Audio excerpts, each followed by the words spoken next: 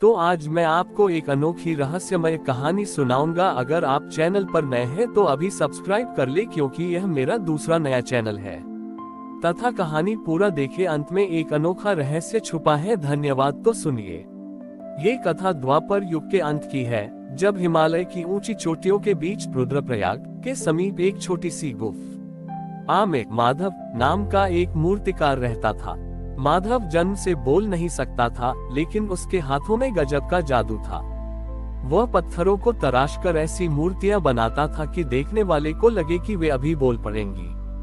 माधव का सपना था कि वह महादेव की एक ऐसी प्रतिमा बनाए जिसमें उनके शांत और रौद्र दोनों रूपों का संगम हो। वह महीनों तक एक विशाल शिला को तराशता रहा। उसके पास न कोई धन था, न कोई सहायक।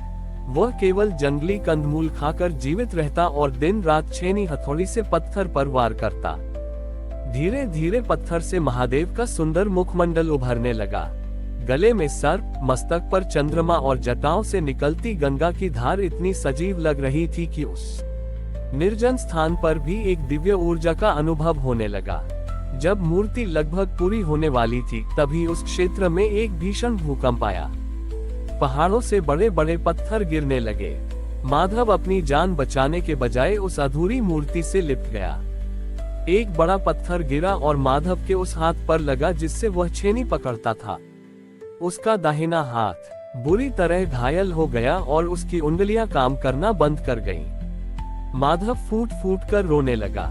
वह बोल तो सकता नहीं था, पर उसकी आंखों की नमी महादेव से पूछ रही थी, प्रभु, आपने मेरा हाथ ही क्यों छीन लिया? अब आपकी आंखों की पुतलियां कौन तराशेगा? आपकी मुस्कान अधूरी रह गई। निराश होकर माधव उस अधूरी मूर्ति के सामने बैठ गया। उसने हार मान ली थी। उसी रात जब वह दर्द से कराह रहा था, गुफा में एक सौम्य प्रकाश फैला। एक साधारण सा धूल से सना हुआ धूली धूसरित साधु वहां आया। साधु के हाथ में एक छोटा सा पत्थर था। उसने बिना कुछ बोले माधव की छेनी उठाए और बाएं हाथ से पत्थर को तराशना शुरू किया। माधव देखता रह गया। साधु का हाथ बिजली की तरह चल रहा था। साधु ने कुछ ही क्षणों में महादेव की आंखों और होठों को ऐसी पूर्णता दी जो माधव के सामर्थ्य से भी परे थी। जैसे ही मूर्ति पूरी हुई, वह साधु ओझल हो गया। चकित होकर माधव ने मूर्ति को छुआ। स्पर्श करते ही उसे लगा जैसे उसके घायल हाथ में एक बिजली सी दौड़ी हो। उसका हाथ पूरी तरह ठीक हो गया था। जब उसने ध्यान से मूर्ति के चरणों की ओर देखा, तो वहां धूल में एक त्रिशूल का निशान बना हुआ था। माधव समझ गया कि वह साधारण साधु कोई और नहीं, स्वयं आशुतोष थे, जो अपने भक्त के अधूरे संकल्प को पूरा करने आए थे। महादेव ने उसे संदेश दिया कि जब भक्त अपनी पूरी शक्ति लगा देता है और फिर भी असमर्थ हो जाता है, तब ईश्वर स्वयं उसके हाथ बनकर कार्य पूर्ण करते हैं। आज भी कहा जाता है कि उस गुफा में जो मूर्ति है, उसकी आंखों में देखने पर ऐसा लगता है जैसे स्वयं महादेव साक्षात देख रहे हो। माधव की बनाई उस दिव्य मूर्ति की ख्याति पर्वतों की कंदराओं से निकलकर नीचे नगरों तक जा पहुंची। लोग उस गुफा को सिद्ध गुफा कहने लगे। लेकिन जहां भक्ति होती है, वहां कभी कभी परीक्षा भी कठिन होती है। उस राज्य का सेनापति, जो स्वभाव से अत्यंत क्रूर और नास्तिक था, उसने जब सुना कि एक गूंगे मूर्तिकार ने साक्षात महादेव को पत्थर में उतार दिया है, तो वह उपहास करने लगा। उसने आदेश दिया कि उस मूर्ति को वहां से हटाकर राजमहल के द्वार पर रखा जाए, ताकि वह उसकी शोभा बढ़ा सके। सैनिकों की एक टुकड़ी गुफा में पहुंची। माधव ने हाथ जोड़कर प्रार्थना की। उसने इशारों में समझाने की कोशिश की कि यह मूर्ति केवल पत्थर नहीं, महादेव का साक्षात अंश है और इसे अपनी जगह से हिलाना उचित नहीं होगा। पर सैनिकों ने उसकी एक न सुनी।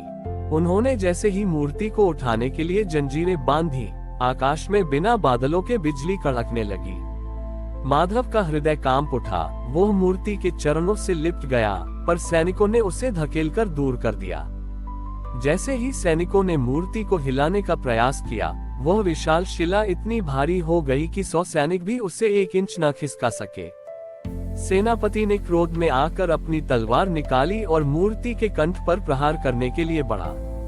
उसने चिल्लाकर कहा, यदि इसमें महादेव हैं, तो वे अपनी रक्षा स्वयं करें। जैसे ही तलवार की धार पत्थर से टकराए, उसमें से चिंगारियां नहीं बल्कि नीलवर्ण का धुआं निकलने लगा।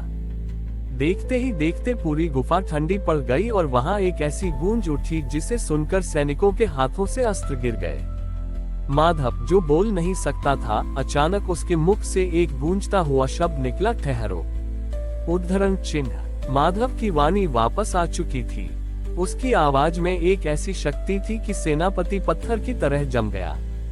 माधव ने कहा, ईश्वर को सजाया जा सकता है पर उन्हें गुलाम नहीं बनाया जा सकता। जो पत्थर कल तक मेरा सृजन था, आज वह मेरा रक्षक है। तभी मूर्ति के नेत्रों से एक क्षण के लिए तेज प्रकाश पुंज निकला, जिससे सेनापति की आंखों के सामने अंधेरा छा गया। उसे अपनी भूल का एहसास हुआ और वह भय से कांपते हुए क्षमा मांगने लगा। महादेव की उस कृपा से माधव न केवल बोलने लगा, बल्कि उसने अपना शेष जीवन उस गुफा को एक पवित्र धाम बनाने में लगा दिया। उसने वहां किसी ऊंची दीवार या सोने के गुंबद का निर्माण नहीं होने दिया। उसने कहा कि महादेव खुले आकाश और प्राकृतिक पत्थरों के बीच ही सबसे प्रसन्न रहते हैं। आज भी वहां जाने वाले भक्त कहते हैं कि अगर आप सच्चे मन से उस मूर्ति के सामने मौन खड़े हो जाएं, तो आपको अपने भीतर महादेव की वही गूंज सुनाई देती है जिसने माधव को वाणी दी थी। हमारी और भी आध्यात्मिक एवं अनोखी कहानियां देखने के लिए हमारे चैनल पर जाएं तथा धार्मिक एवं पौराणिक अनोखी कहानियां हमारे चैनल पर है।